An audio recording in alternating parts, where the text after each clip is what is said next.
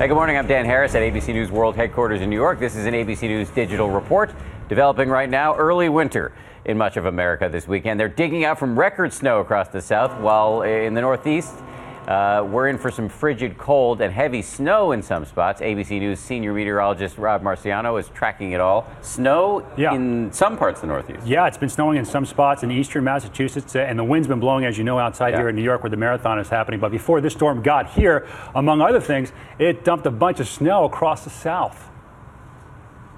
See that person waving at the camera, nearly 2 feet of snow? That's in the Tennessee mountains, where it looks like a scene from the middle of January. But now this is the beginning of November. Wet, heavy snow came a little earlier than usual there and in several other spots in the U.S. At Mount LeConte, the 22 inches of snow they received downed several trees and forced park officials to close roads in the Great Smoky Mountains National Park. Just to the east, frozen tree branches snapped power lines in the Carolinas, leaving 20,000 customers without electricity. If residents wanted to drive anywhere, they needed to bust out the snow scrapers. So I got a text, and they asked me how much snow was in Saluda, and I said, "What?" So I opened up the door, and I was totally surprised. At Boreal Mountain Resort in the Sierras, the snow is actually giving the upcoming ski season a jump start. In Southern California, heavy rains caused this mudslide in Camarillo Springs. And check this out in Utah. 80-mile-an-hour winds toppled this semi, blocking traffic for hours.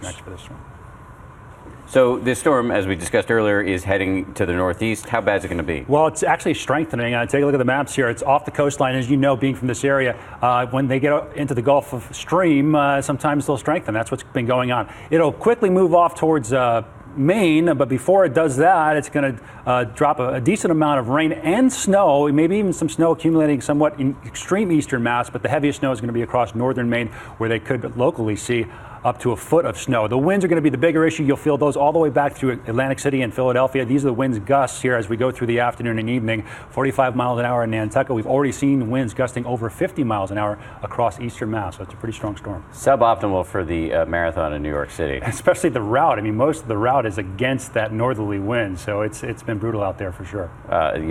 Reason number 752 why I will never run a marathon. Now, we've talked about the south, we've talked about the northeast. What's going on out west? Where the weather is typically more tame, we've got a storm that's rolling through there. It's heading into the Intermountain West, where we've got winter storm warnings that are posted for the higher elevations of the mountains, all the way from Idaho and Montana back through Colorado and the San Juans of Telluride. So locally over 6 inches of snow. There'll be some rain, of course, at the lower elevations as this storm pushes inland, and some gusty winds, potentially some flooding as well. We saw that in California. Most of the rain for the next system will be across the Pacific Northwest. So November 2nd, Dan, and obviously we're getting into a very active time of year.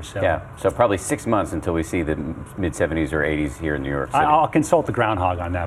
The Farmer's Almanac. That right? too. Yeah, I know that meteorologists don't love the Farmer's Almanac. Embrace the season, Dan. It's here.